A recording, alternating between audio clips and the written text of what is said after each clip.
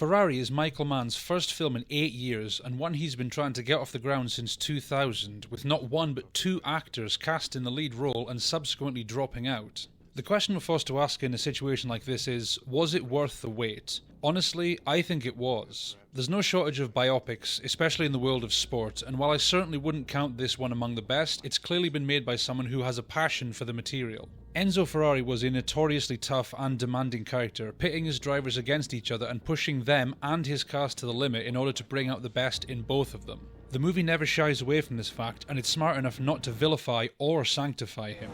We see him as a hard-nosed businessman, a technical genius, a grieving father, an unfaithful husband, and obsessive competitor.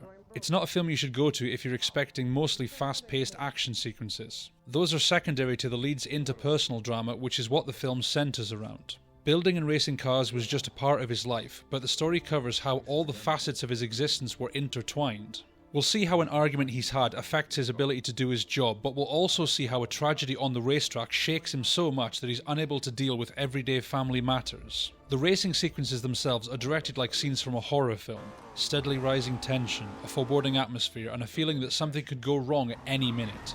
You feel yourself fearing for the driver's safety, and when tragedy strikes, the film gives you time and space to process it. The slower pace of the dramatic scenes haven't been to everyone's liking, but for me it helped to accentuate the rush that comes during the races themselves. And it showed that while Ferrari built his legacy on cars that were designed to go as fast as possible, it was when things slowed down that we really got to see who he was. In terms of an acting standout, I would have to go with Penelope Cruz, whose role easily could have been a basic angry wife stereotype, but she provides so much raw emotion and energy, creating a character with very justifiable reasons for being unhappy, but without ever devolving into melodrama or histrionics, and you do admire her business savvy and ability to hold things together despite the immense pressure and personal loss. Dodgy Italian accents notwithstanding, Ferrari makes for a rare biopic that doesn't just appeal to those already familiar with the subject matter. Whether or not you admire Ferrari the man or Ferrari the brand, there's a lot to enjoy and appreciate in a film as well made and compelling as this.